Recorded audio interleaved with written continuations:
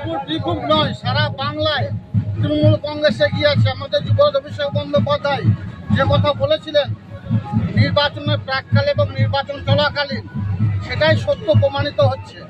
অনেক মিডিয়া বিভিন্ন সময় সারা বাংলার মানুষকে বিভ্রান্ত করার জন্য তারা বিজেপিকে অনেক আগিয়ে রেখেছিল, তৃণমূলকে পিছিয়ে দিয়েছিল। কিন্তু বাংলার মানুষ মমতা বন্দ্যোপাধ্যায়, অভিষেক বন্দ্যোপাধ্যায়ের সঙ্গে আছে। বাংলার মানুষ মমতা বন্দ্যোপাধ্যায় যে জনমুখী প্রকল্পগুলো করেছে তার সঙ্গে আছে। বাংলার মানুষ 2011 থেকে 2024 মাত্র কয়েক বছরের ব্যবধানে বাংলার বুকে যে অভাবনীয় পরিবর্তন ঘটেছেন মমতা বন্দ্যোপাধ্যায় তার সঙ্গে আছে। স্বভাবতই মমতা বন্দ্যোপাধ্যায়, অভিষেক বন্দ্যোপাধ্যায় মমতা প্রার্থী যারা আছে, বাংলার মানুষ দুহাত ভরে তাদেরকে আশীর্বাদ করেছে এবং বোলপুর এবং সিউড়ি লোকসভা কেন্দ্র সহ সারা বাংলার প্রত্যেকটি লোকসভা কেন্দ্রে তৃণমূল কংগ্রেসের মনোনীত প্রার্থীরা বিপুল ভোটে এগিয়ে আছে এবং এগিয়ে থাকবে এবং বিরোধীরা ধরাশায়ী হবে। বেশ কিছু জায়গায় দেখা যাচ্ছে যে রাজ্যে বেশ কিছু জায়গায় যে বিরোধীরা রয়েছে, যারা বিজেপি প্রার্থী রয়েছে, তারা কিন্তু এগিয়ে রয়েছে। আগামীতে কি হতে পারে, কি বলবেন? তো একটা জায়গায় এগিয়ে আছে, আর কিছুক্ষণ চলতে থাকুক, দেখতে পাবেন 42 তৃণমূল কংগ্রেস হবে, বিরোধীরা জামানো জব্দ হবে। দেখা যাচ্ছে যে আজকে গণনা চলছে এবং আজকে দেখা যাচ্ছে যে উল্লাস দেখা যাচ্ছে এই বোলপুরে। এটা মানুষের আবেগ, মানুষের উচ্ছ্বাস।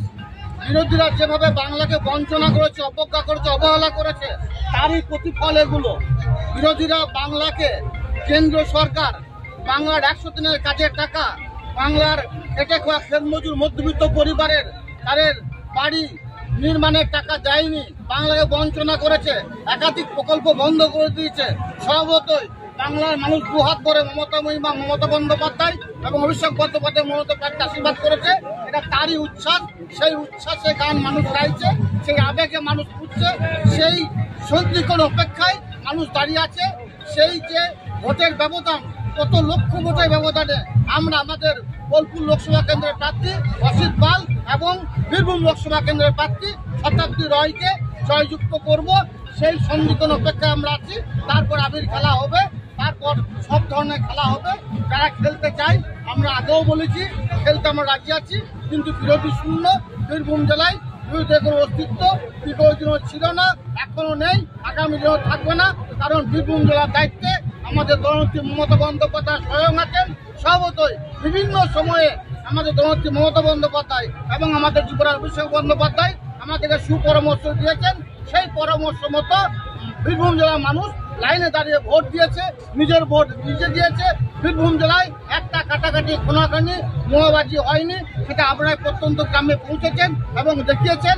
আপনাদের মাধ্যমে সারা বাংলার মানুষ দেখেছে এবং আপনাদের মাধ্যমেই সারা বাংলার মানুষ দেখবে বীরভূম জেলার মানুষ মমতা বন্দ্যোপাধ্যায়, অভিষেক বন্দ্যোপাধ্যায়ের সঙ্গে ছিল, আছে এবং থাকবে।